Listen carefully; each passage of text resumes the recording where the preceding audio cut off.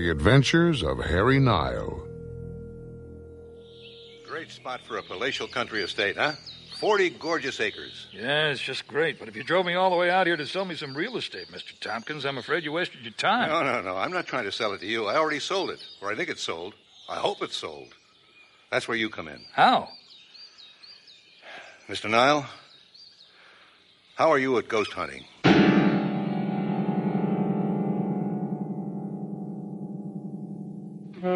It's nice weather for cruising on the Sound, or hiking in the mountains, or for that matter, just strolling through a country meadow and enjoying the world of nature. But on an autumn afternoon in 1952, Harry Nile finds he's up against a mystery that appears to come from another world. In just a minute, Phil Harper returns in The Adventures of Harry Nile and a case titled Field of Screams.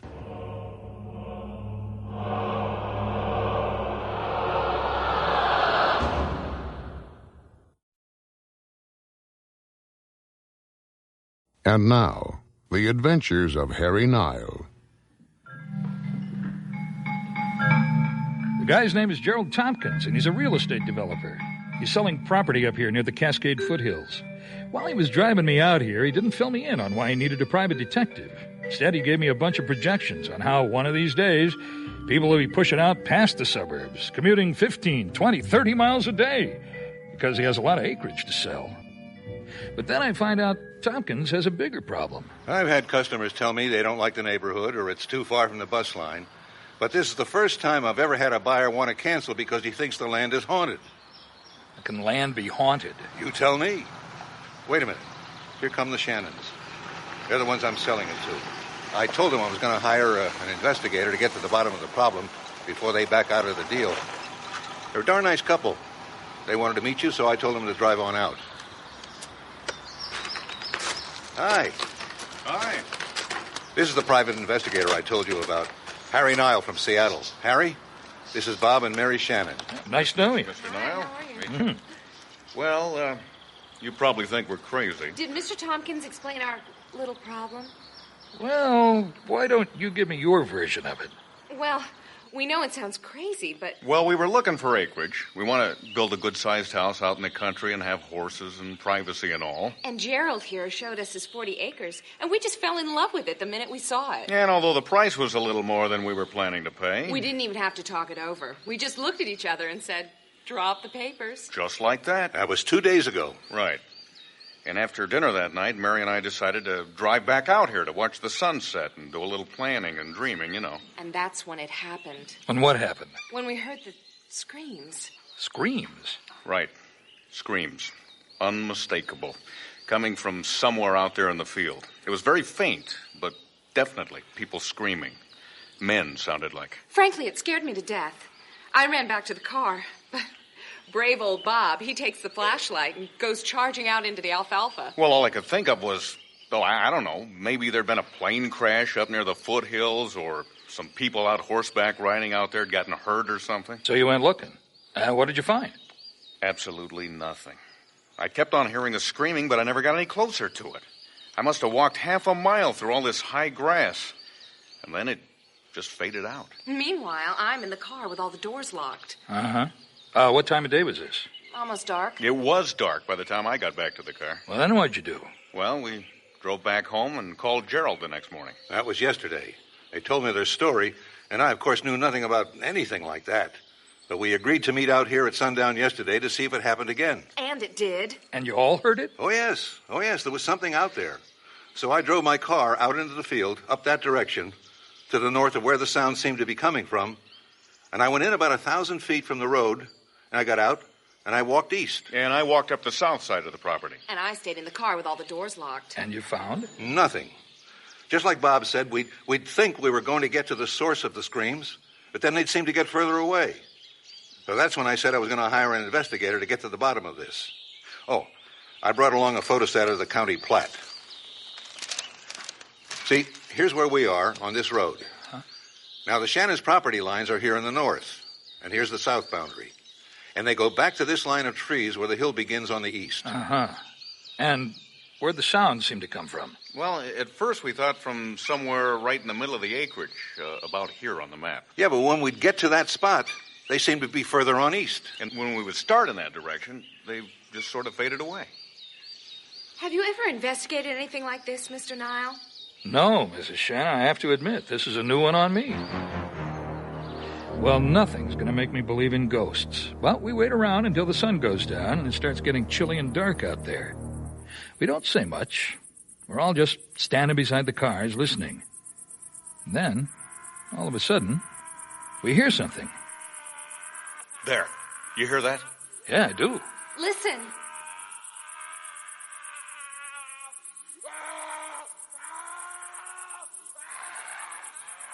Where's the nearest house from here? Nearest house? We passed it a mile and a half back there, down the road. There's no building any closer? No.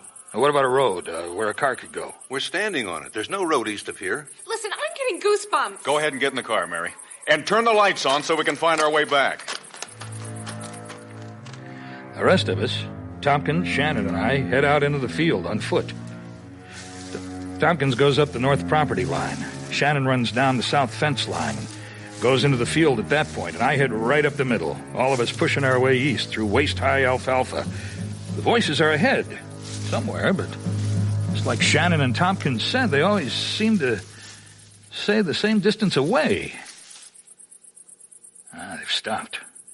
I can't hear them anymore. Yeah?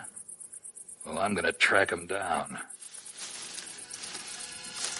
I don't have a flashlight, but there's just enough twilight to see by, and the field's pretty level. I'm aiming at the dark shape of trees to the east, and the rising hillside behind them. Then I stop. I listen again. All I hear are the crickets, and the hiss of a light breeze through the tall grass and the weeds. I'm standing right where I thought the sounds were coming from, but there's nothing to see but the waving heads of alfalfa all around me. And I begin to realize I'm up against something I never faced before. Well, there's no use of my standing in the middle of 40 acres of pasture land, scratching bites and getting cold, so I thrash my way on back to the road, picking up little green bugs out of my hair and eyebrows, and the others are there already, hoping to hear that I've found the solution to the mystery. Oh, Harry, you find anything? Yeah, the bugs like me. Did I locate the source of your screams? No, I didn't, but there has to be an answer. Tell you what I want to do. I want to come out here in broad daylight tomorrow and give your 40 acres a really good going over. Well, tell me what time. We'll drive out together in my car. Oh, let's say 10 in the morning. At my office in Redmond? Yeah, it's fine. I wish I could join you, but I have to work. Oh, it's all right. I understand. I hope you can get to the bottom of this thing. I really do. Because to be honest with you, this has got my wife really spooked. No pun intended.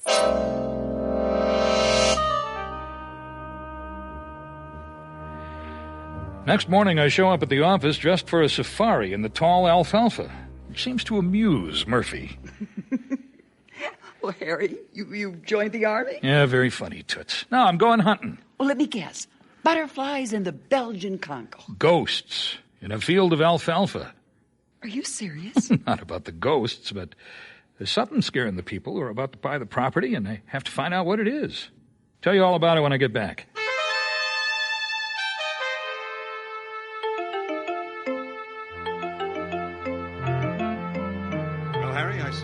For the sport. Yeah, well, all I could find was these old hiking boots and some army fatigues from a surplus shop. That should do.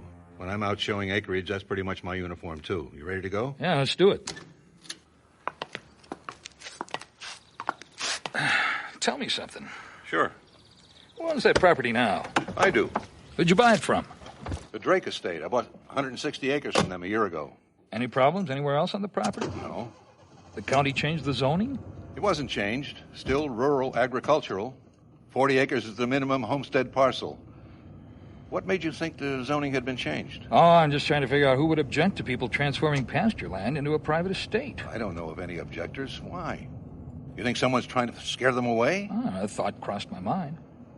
Shannon's look pretty well-to-do, huh? Well, I got a good, solid credit report on them. Where they live now? In Seattle. They haven't been there long. He's in the investment business, and she's a decorator. No kids. I've gotten to know them pretty well. And Mary's the superstitious one. If we don't run down this goofy mystery in the next few days, she'll nix the deal for good. I've seen it happen. I was in business in California before I came up here. And one time I had a customer ready to buy an acre lot on Linda Vista Avenue in the Arroyo Seco. You know Pasadena at all? Some. Middle-aged couple.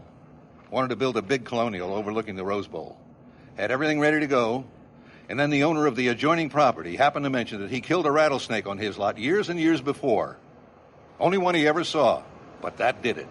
That did it? It was all over. Lost the deal. So I know it can happen. The only thing is... Is what? Well, you can kill snakes. But how do you deal with ghosts?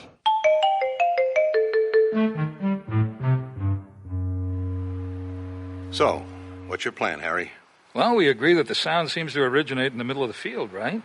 So I want to start there and fan out to the north and south, right up to the trees at the end of the property. And what are we looking for? Wow, maybe tire tracks, maybe, or a hole in the ground that shouldn't be there. I really don't know.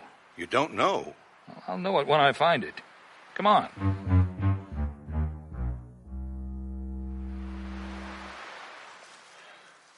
Well, Harry, you ready to call it quits? It's got me beat. 3 hours we've been combing the alfalfa. No sign of a thing. Huh? Harry. Huh? You think, is it remotely possible? What, ghosts? Well... No. Well, then what? Well, we're not out of the ball game yet. Yeah, but it's the top of the ninth. And the Shannons are loaded. Yeah, it's not funny, but true. Tompkins and I make our way through the tall grass back to where he parked on the road. Just as we get to his car, a pickup truck comes down the road, slows down, and stops. A tall, thin man wearing bib overalls and a red cap eases out of the cab and walks over to us. Howdy. Howdy.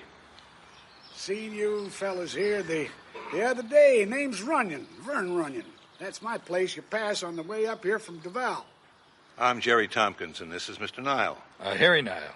Pleased to meet you. Pleasure's mine. Pretty piece of land, ain't it? Sure is. You thinking about buying it? Well, actually, I'm a realtor, and I have sold the property. Oh, that's so. You'd be the new owner, Mr. Nile? Me? No. I was just looking it over. Well, what do you think of it? Looks great. Been on the property when the sun goes down? Yeah. Yeah, I have. We both have. Why? Well, none of my business. Good luck to you. And them you sold it to. Well, what was that all about? That, Mr. Tompkins, was the first break in this case.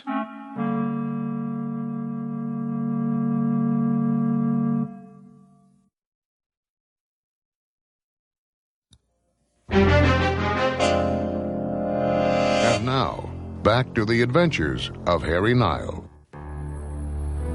Now there's another player in the game, and his name is Vern Runyon. He stops by the property just long enough to raise some questions and then drives away. Whatever he knows, he sure didn't tell us very much. Oh, he told us a great deal. We know where he lives. We have an invitation to go ask him to tell us a ghost story. This guy's involved in whatever's going on. You think so? I'd bet my shirt on it. Come on, drive us down to Vern Runyon's place.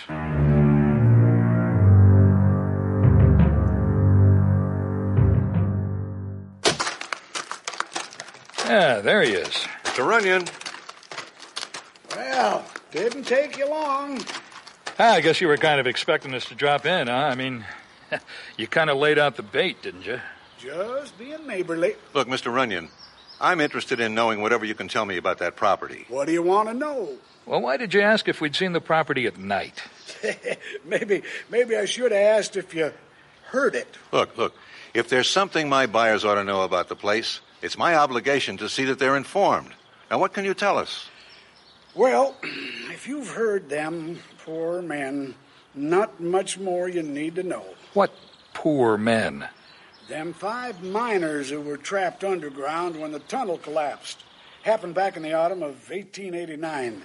One night, just about dark. All right, just a minute. I'm pretty familiar with the locations of the old coal mines, but I'm certainly not aware of any abandoned shafts this far north. Wildcat operation it was. Used a lot of Chinese labor. A lot of them didn't have papers, no way to keep track of them. So when the cave-in happened, why, the mine operator just shut up the entrance to that tunnel, sealed them in, never reported it. Them's who you hear every so often when the sun goes down. Them Chinamen down under the ground screaming to get out. Come on. That was more than 60 years ago. Uh-huh. Makes you think, don't it? Say, you fellas want to come in and have a glass of lemonade? Okay, folks, here's the plan. Murphy, I need you to call Mary Shannon and keep her out of her house for an hour and a half. How do I do that? I say she's an interior decorator, Gerald? That's right. Okay, Murph. You're a rich society dame. You're down at Frederick and Nelson. You're picking out furniture. You call her up and get her to meet you there at 2:30. Tell her one of your friends at, the golf club or something recommended her. Make it sound good. How much furniture should I buy? Oh, please, be serious. Gerald, can you check out this guy Runyon? Yeah, what do you want to know? Well, see if you can find out if he ever tried to buy the 40 acres himself and what property he owns out there right now. You suspect he's behind all this? Well, I just want to know if he has a motive to prevent the sale of the property. Then meet me out at the haunted field just before sundown. And what are you going to be doing? Well, first I'll be over at the Shannons. But there won't be anybody home. Right. And then I'm going out to the property. I'll see you there just before the sun sets. About 2 p.m, I watch as Mary Shannon leaves her house and drives away to meet Murphy. 5 minutes later, I'm in the house. I don't touch a thing, but I have a good look around, upstairs, downstairs, in the basement. Then I slip out, change into my fatigues, and borrow some gear from a friend who's a lineman for the phone company. Head back out to the country. Afternoons turn chilly and overcast. I leave my car along the road and hike all the way back to the east property line. Not a sound from the ghosts. Finally, I get up into the big stand of trees, Douglas fir, alder, wild maple, and as dark as a tomb on the forest floor. But I'm not looking for anything on the floor of the woods. I snap on my 8-cell flashlight and I play the beam through the branches far above my head, one tree after another. It's getting darker and darker. I'm 60 feet or so into the forest when suddenly, there it is.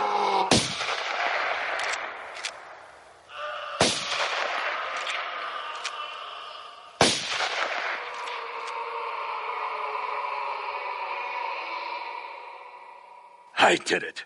I got him. I killed the ghosts.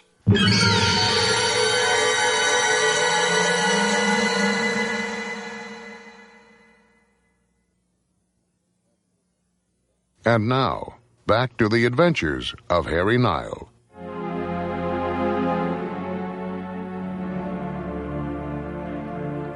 It takes me quite a while to get back to the road. Bob and Mary Shannon are sitting in Gerald Tompkins' car. Whatever they'd been talking about, they stopped it and watched me come around to the car window. You hear those shots a few minutes ago, Harry? Sounded like they came from the woods. I did. It was me. What were you shooting at? The ghosts. And I got them. You're not serious. You hear any screams now? No, but are you saying you saw something in the woods? Yes, Mrs. Shannon, I did. I saw the ghosts, and I killed them. And I brought part of them back with me in this bag.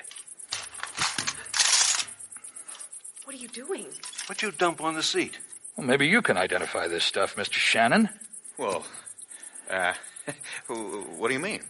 Oh, I'll bet you can tell us what this junk is. Go ahead. Harry, whatever you're up to, I wish you'd just pack these things up and go on out of here. The Shannons were discussing a counteroffer for the property. Yeah, I'll bet they were. Well, if Bob can't tell you what I bagged, maybe I can. See, this is a radio receiver. This is part of a loudspeaker. Sorry I shot a hole in it. And I'm sure you recognize this gizmo. It's a tape recorder. Well, I don't know what you think you're cooking up here, Nile, but I don't like the implication in your tone of voice. Let us out of the back seat, Gerald. Come on, Mary. These were your ghosts.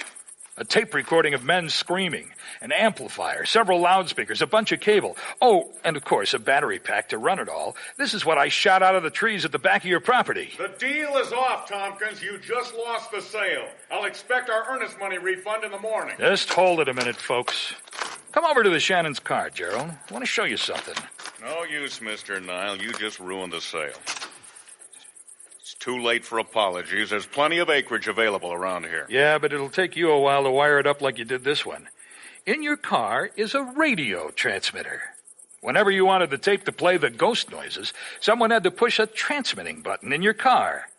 That was your job, wasn't it, Mary? You went to all this trouble to knock down the value of the land, thinking I'd be happy to get it off my hands because it was haunted. Was that the plan? And then in a few weeks or months, they'd easily sell it for its real value and make a bundle. I deny it all. You can't prove a thing.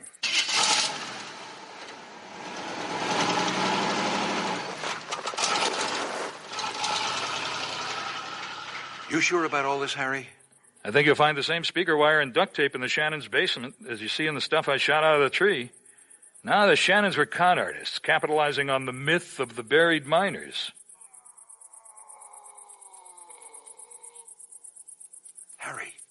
Harry, do you hear that? Okay, so they had 2 sets of equipment rigged up in the trees.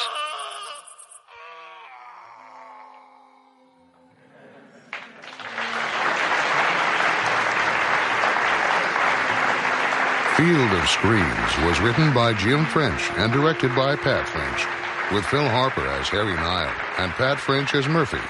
In tonight's cast were Russell Johnson, Pat Cashman, Sarah Getzoff, and Tony Karloff. Sound effects were created by Sean O'Meara and Ben Peterson, with dialogue mixing by Peggy Stokes. The Adventures of Harry Nile are recorded before a live audience in Seattle. This is Jay Green speaking.